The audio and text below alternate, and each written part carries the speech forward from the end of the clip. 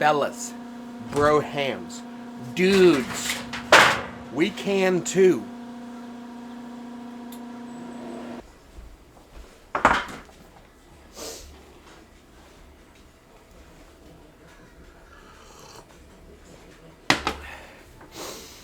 We can what?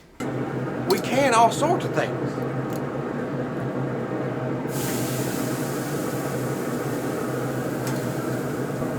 So what I'm doing,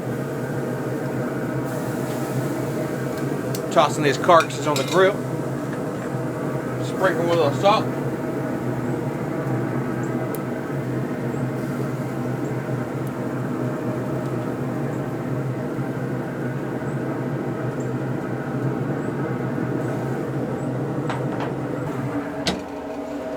We're gonna let those carcasses cook for about hour, hour and a half, 2 hours at the most. All right, so the reason we're smoking the carcasses is because I like that smoky flavor, okay? It also helps open up the pores in the bones to allow that collagen and the bone marrow and everything to come out, give it a lot more good flavor and nutrients and stuff like that. So that's why I smoke the chicken carcasses first before I put them in my roaster oven, okay? Now this recipe is very simple. There's just one thing. Here, come here. It's going to take about 24 hours. That could scare some people, okay? That's not that big of a deal for some people. Now, there are quicker recipes out there. You can find something to get it done a couple hours, and you're canning them by the end of the day. Me, I like the fact that it goes slow. Just gives it a lot more flavor, I feel, okay? So, this recipe I got from my friend Jess.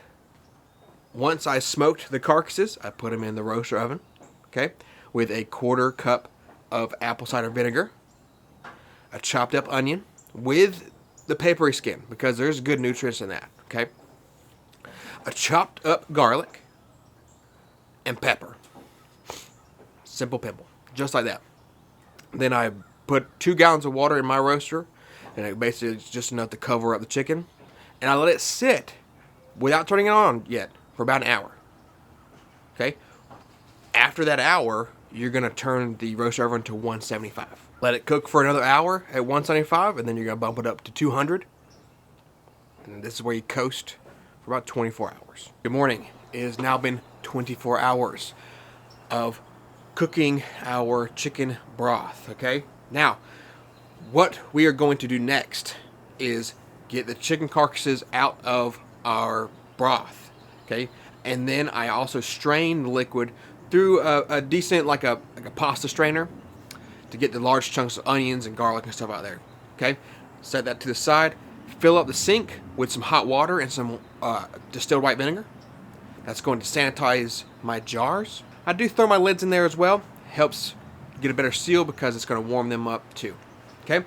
After that, move my jars to the counter. Then I start putting my liquid into my jars. Now, I also use a little bit finer strainer with my jar funnel to filter out any other, pieces of stuff that's in there. I don't really want that in there. You want to keep your liquid warm before putting it in your jars, okay? You want to work with the warm liquid. So if you do cool it, make sure you warm it back up to temperature and then fill your jars with it. So once I do that, I add a 1/2 teaspoon of salt to each jar. That's going to help the acidity, also add some more flavor to it. Then I'll put my lids on and finger tight my rings. Now I just added water to my canner and letting it warm up. I add about 1 gallon. That's about all you're going to need, okay? Once that heats up, gets to a good temperature. Again, remember, you want to work with warmth. So once it gets to temperature, I'm going to add my jars to my canner.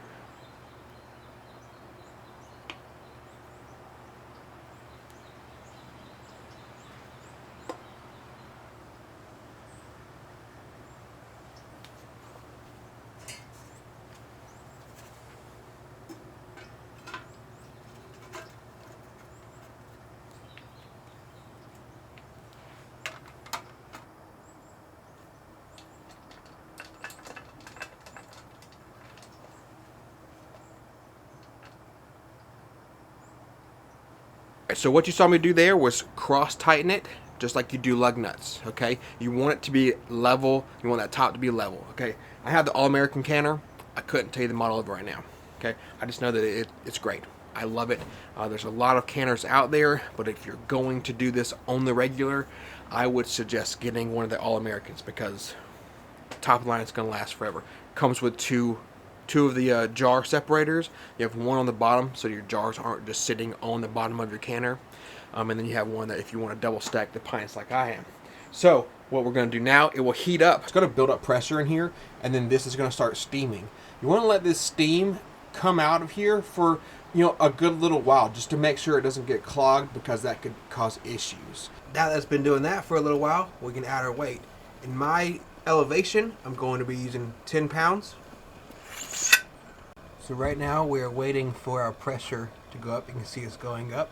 Once it gets to 10, that's when you'll start hearing that jingle jangle I'm about to tell you about. And that's the jingle jangle that you're looking for. Now you're going to let that go for just a little bit, and then you're going to want to adjust the heat to where it only does that maybe like 2 to 3 times a minute. Okay, once it starts to jingle jangle like that, now we're going to set our timer for 20 minutes and let it jingle jangle on and off for 20 minutes. All right, once that timer goes off, you cut the heat to it, and you're just going to let it sit. You're going to let it relieve its own pressure all on its own. So it's going to take could take 20 to 30 minutes for it to really cool down and drop pressure before you take your weight off. You don't want to take the weight off now, so you let it completely decompress by itself before taking that weight off or opening it, of course. Alright, we just removed the weight, so all the pressure is out of it. It's safe to open.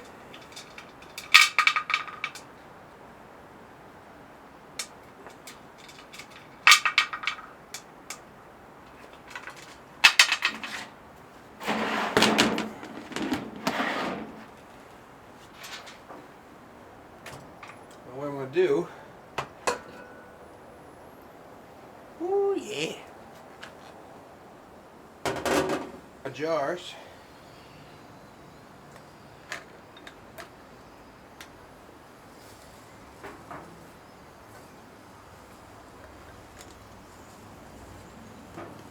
Like I said, now you're just going to let them sit there and cool. As they cool, the lids will start to seal. You hear the little pops. You're always going to want to check them before you put them up. You know, you don't. I'm not going to store mine with the rings on. That's a controversial thing too. Some people do. Some people do not. I don't. I take the rings off and I hang them up on the wall in case I'm going to use them for something else. That way, I don't have to buy rings every time I want a can. I just have them. The lids, I'll pull up right around the edge just to make sure that they're sealed, and I'll tap them on top. Make sure they're not popping in and out as I tap them. And yeah, that's pretty much it. I do, you know, just I recommend that like you always follow a certain recipe. There's recipes in the actual All-American book that you can follow. I have ball books. Ball is the type of jars and lids that some people use as well. I'm always referring back to my recipes to make sure that I have the acidity right for the certain things that I'm canning. Pressure canning, water bath canning, things like that. Making it yourself, you know what goes in it. It's nice, it's cool, awesome. So that's pretty much it, and I you know, appreciate you hanging out.